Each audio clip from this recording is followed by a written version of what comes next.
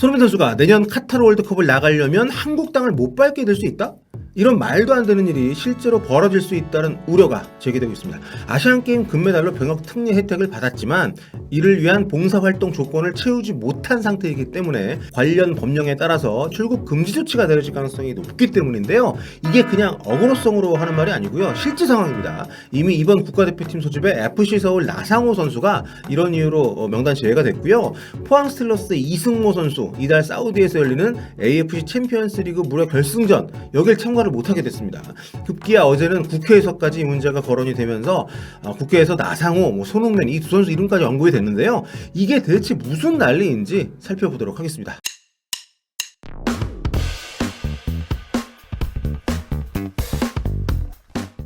안녕하세요. 볼리TV 서영욱입니다. 화요일 국회에서 열렸던 문화체육관광위원회 전체 회의에서 정청래 의원이 발언한 내용인데요.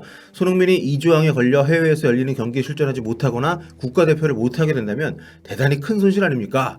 아니 이게 대체 무슨 소리야? 하시는 분들도 계실 텐데 아마 많은 분들은 이미 알고 계셨고 또 걱정이 크셨을 것 같습니다. 여기서 정 의원이 얘기한 이 조항은 병역법 시행령 제68조 12항 여기인데요.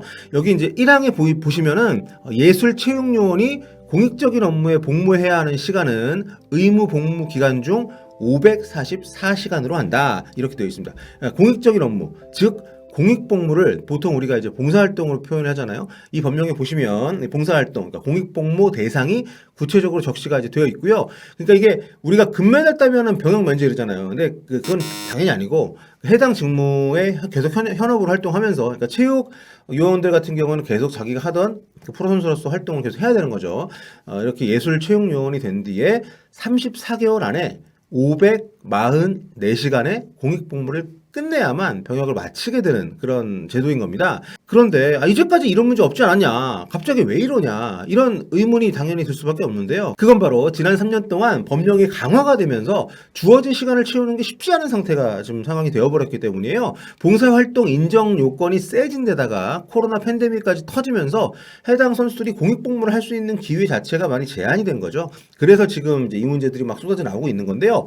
국회 발언을 통해서 이제 공식적으로 확인한 내용이 따르면 손흥민 선수의 경우 8월 말 기준으로 봉사활동을 지금 249시간 10분 공익복무를 했습니다. 전체 544시간에 크게 못 미치는 한 절반도 안 되는 거죠. 그러니까 이걸 다 채워야 되는 시한이 2022년 5월 2일이거든요. 손흥민 선수 같은 경우에. 벌써 2021년 11월이니까 한 6개월 동안 294시간 50분을 더 해야 되니까 이거 쉽지 않죠. 1년 반 동안 249시간을 채우는데 그보다 더 긴 시간을 앞으로 6개월 동안 해야 되니까 이게 예술체육요원 편입 시점이 중요한데요. 이게 금메달 따는 순간 편입되는 게 아니라 앞서 언급한 나상호, 이승모 선수 같은 경우에는 기초군사훈련을 좀 일찍 받아가지고 2019년 1월에 예술체육요원에 편입이 됐습니다. 그러니까 이때부터 34개월이니까 이제 지난 10월 말에 이제 기한이었던 거죠. 근데 두 선수 모두 544시간, 544시간에 한참 미달인 상태라고 합니다. 지금 그 공익복무가요.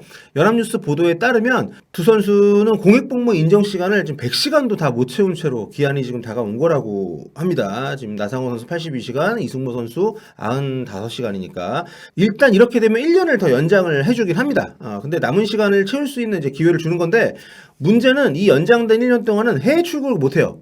해외 출국이 금지가 됩니다. 귀국을 안 할 수도 있다 뭐 이런 건데 그 일이 이번에 그 나상호, 이승모 선수한테 실제로 이제 벌어진 거고요. 나상호 선수 같은 경우에 이제 이라크전 원정 경기를 못 가게 됐기 때문에 이번에 아예 그 소집을 안 했죠, 벤투 감독이. 이제 손흥민 선수를 비롯해 많은 국가대표 선수들 또 타 종목 선수들 역시 이 기한이 34개월 이 기한이 도래하게 되면 굉장히 곤란한 상황이 나올 수가 있다는 거죠. 손흥민 선수 같은 경우 작년 5월이죠. 제주 서귀포에 있는 해병대 제9여단에서 기초군사훈련을 받았는데요.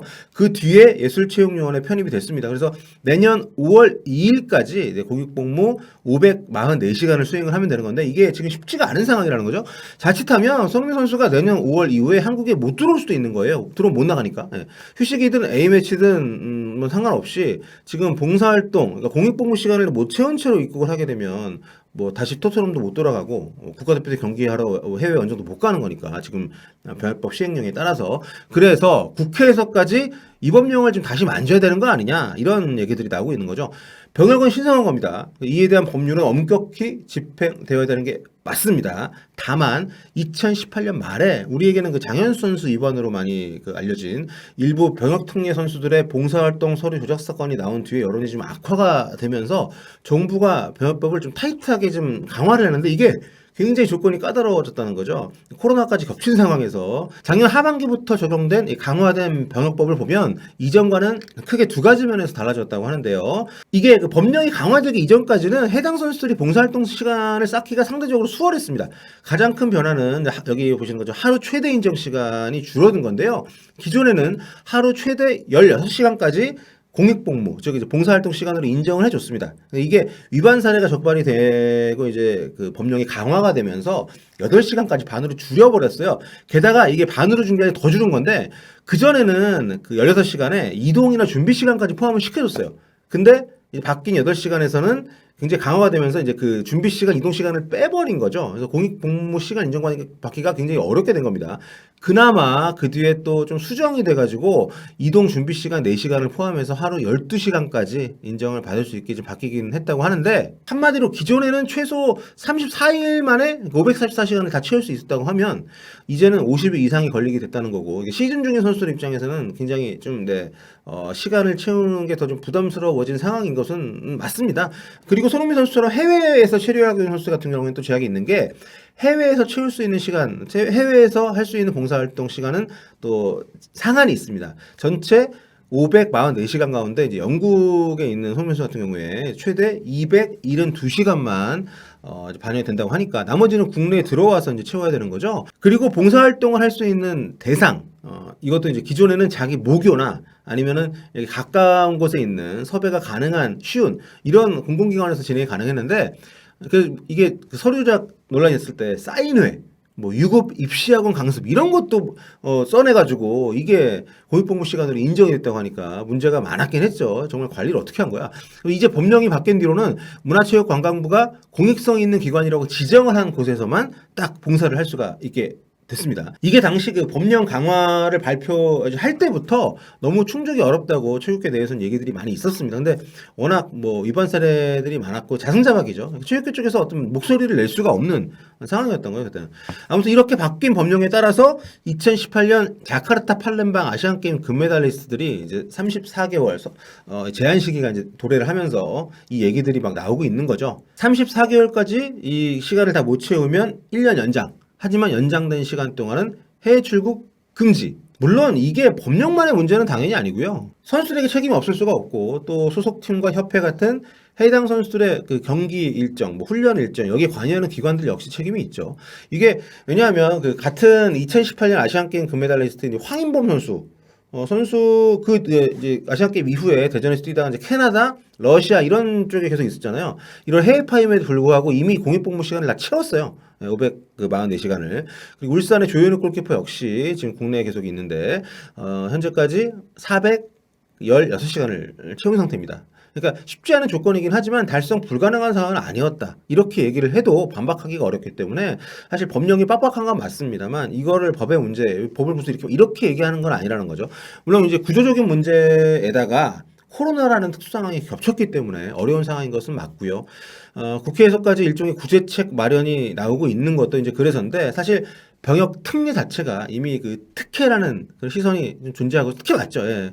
존재하는 요즘 분위기 속에서 봉사활동 시간을 못 채운 선수들에게 추가적인 편의를 봐준다면 이거 이중 특혜라는 얘기가 안 나올 수가 없기 때문에 결정이 쉽진 않을 겁니다. 아무튼 이번에 나상호 선수 원정 경기 그 불참 국대 제외 이게 딱 터지니까 이승모 선수권도 그렇고요.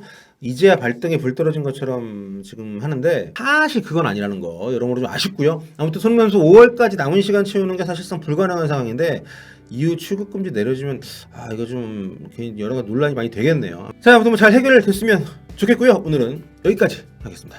볼빠.